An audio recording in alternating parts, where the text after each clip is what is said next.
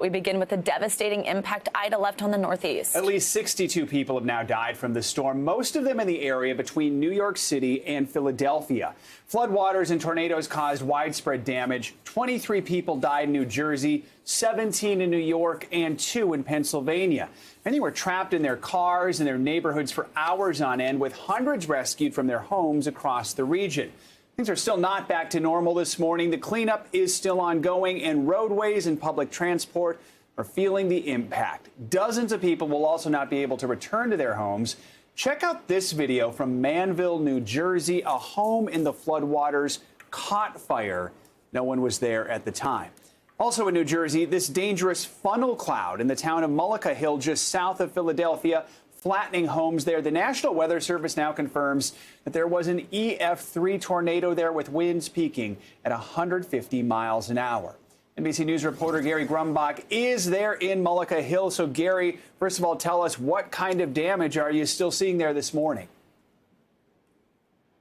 Hey there, Joe. Yeah, residents of this Mullica Hill neighborhood are waking up in friends and family's homes or local hotels, and they're going to be making way here to their homes to start picking up the pieces again. This is 36 hours after, as you mentioned, an EF3 tornado just ripped through this neighborhood. And some of this damage, it was on the ground for 20 minutes, this tornado, but it spanned 12 miles across South Jersey at the width of about 4 football fields. So that is the level of damage we're talking. I want to show you a little bit of what this looks like here. We see trees just split in half. You see personal items thrown out across the yard here. You see the playground just on its side over here. And then you see a house. The entire second floor of that home has been destroyed. And the remarkable thing about this storm and about this tornado, Joe, is that these houses here are just completely destroyed. But just across the street, right there, that house doesn't even look like it was touched by the tornado. So it just speaks to how random this storm was and how dangerous tornadoes really are. Joe? Yeah, one of the stunning things you see if you're at the scene of a tornado is how some homes are spared and others are destroyed. So for the people who survived this tornado, I mean, what was it like for them?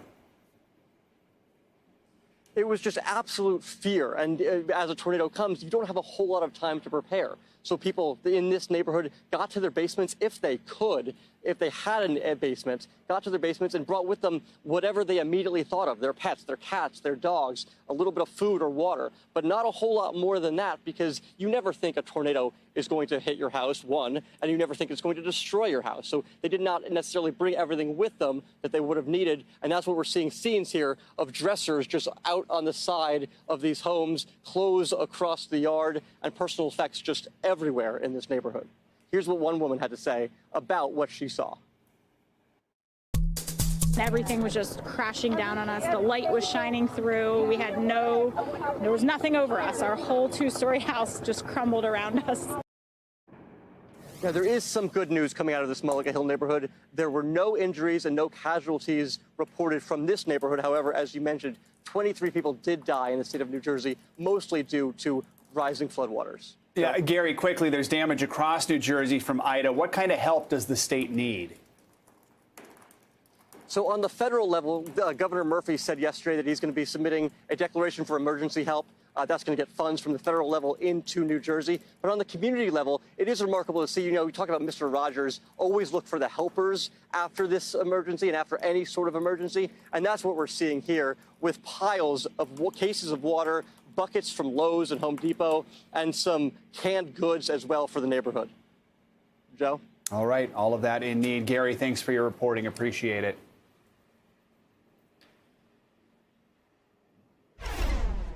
In Elizabeth, New Jersey, which is just about 30 minutes from here in New York City, at least 4 people in the same apartment complex were killed in the disastrous flooding there. Here's how one neighbor described the situation.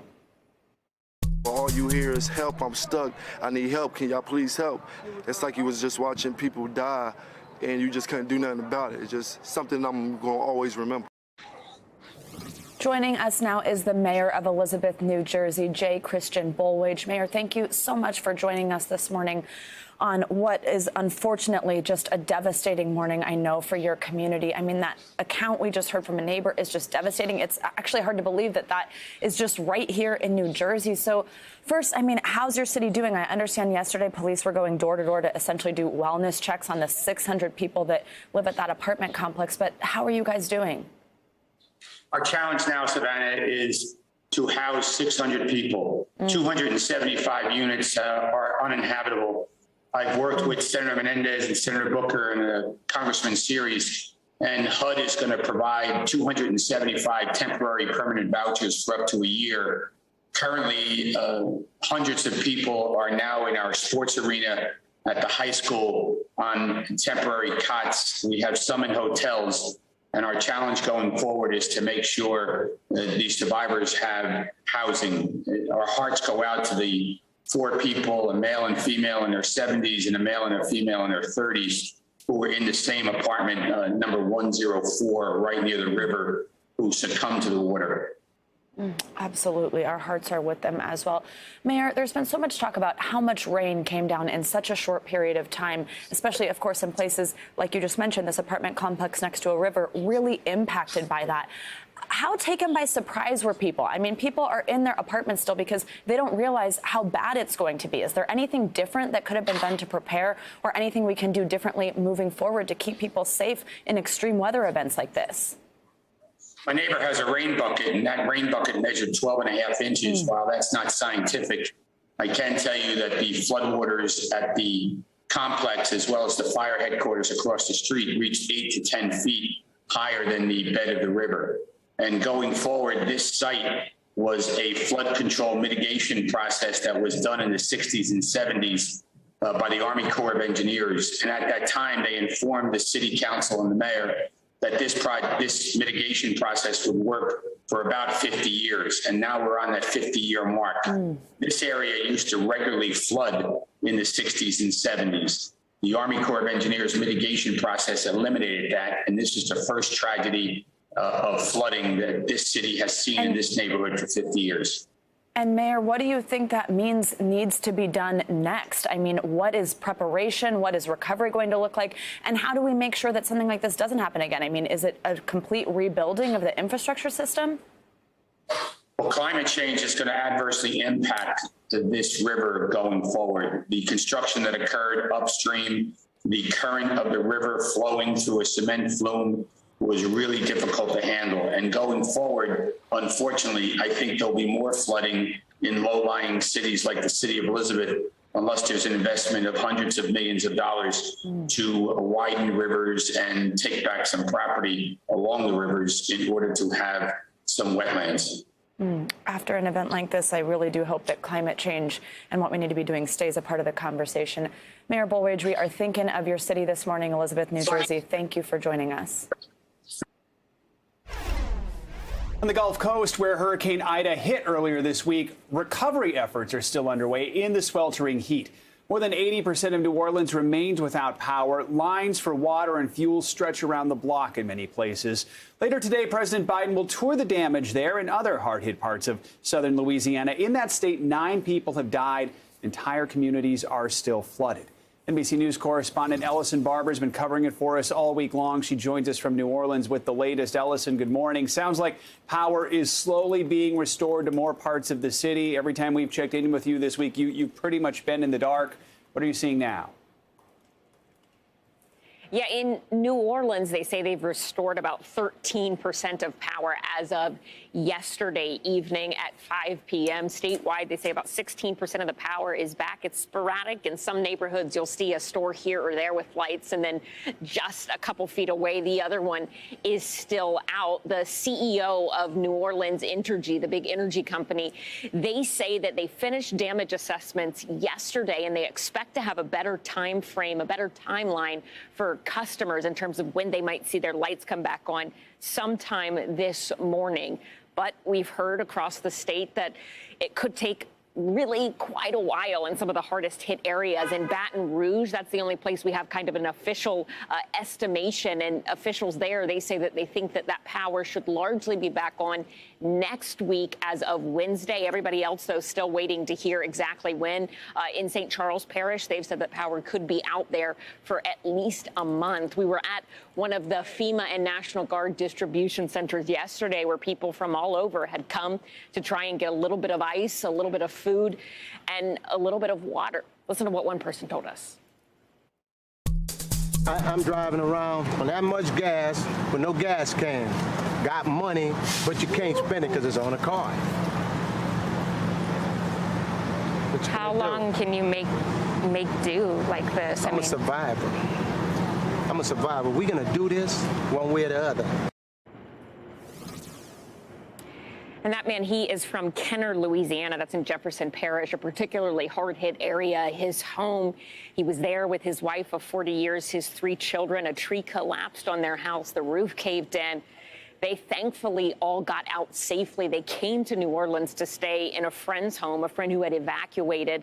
But as you heard him talking about there, he wasn't entirely sure how he was going to feed his 3 grandchildren, all of them under the age of 8. He specifically made a plea to President Biden saying, hey, we need you. We need help here, not just promises. Joe? He truly is a survivor. I mean, speaking of President Biden, he will arrive there this afternoon to survey the damage. What is on his itinerary? What can he do to help people like that gentleman there you were just speaking with?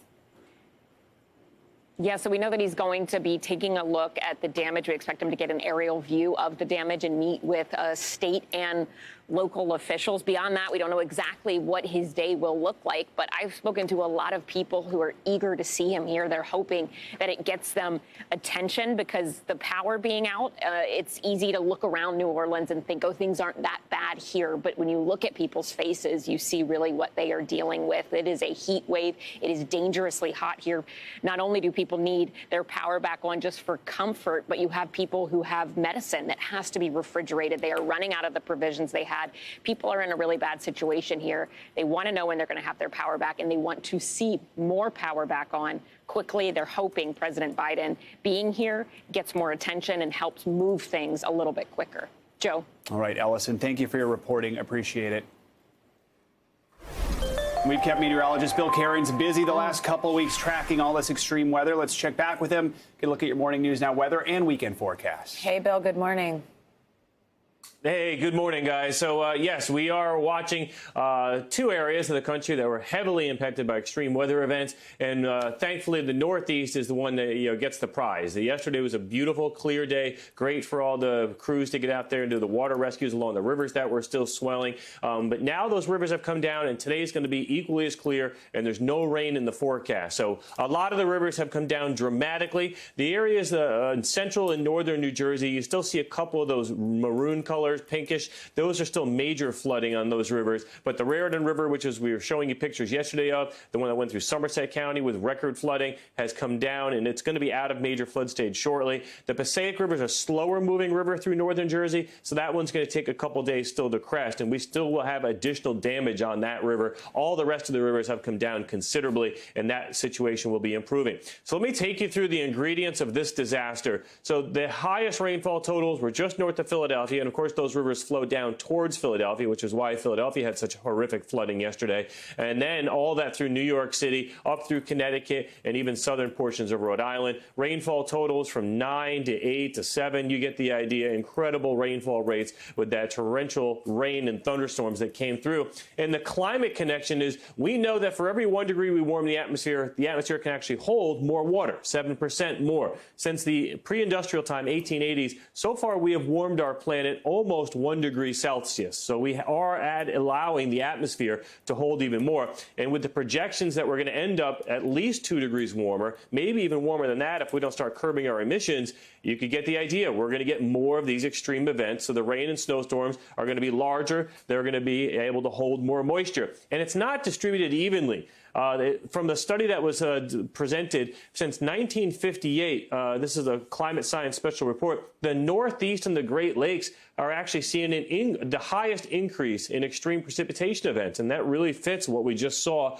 with Ida and, of course, in the Great Lakes. And you notice in the West, of course, the West isn't getting any additional heavy rain. They've been in this horrific drought.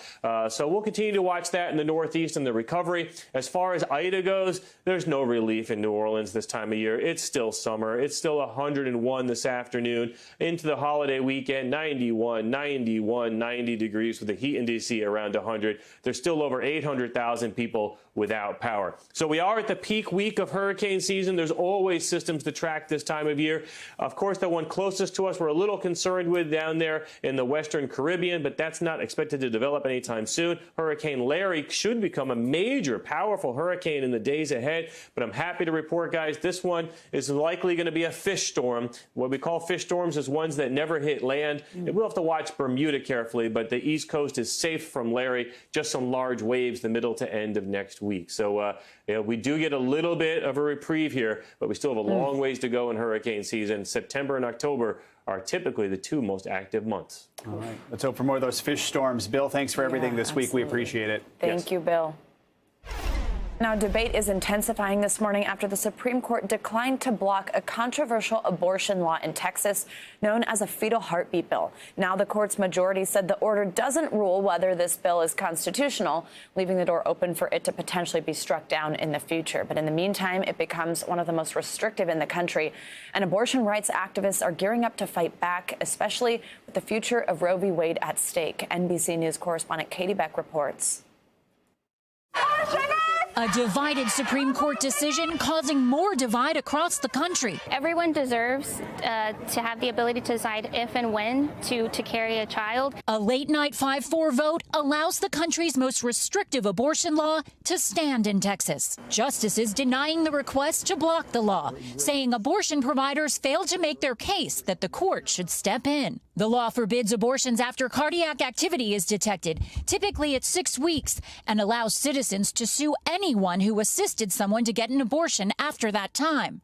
President Biden vowing to challenge the law with powerful federal resources, saying it unleashes unconstitutional chaos. Meanwhile, defenders of the law call it incredible progress. Florida and South Dakota already making moves toward adopting their own. It clearly is going to send a signal to all the states that are interested in banning abortion. Advocates of abortion rights predict a firestorm of similar legislation. Roe versus Wade is a dead letter in Texas today. You use the word sneaky to describe the Texas law. What's sneaky about it? So what they've done is said, we're not going to enforce the law. We're going to empower individuals to be able to sue people to stop them from having abortions. We're going to try to get someone else to do our dirty work for us. The issue again heads to the Supreme Court in coming months. Katie Beck, NBC News.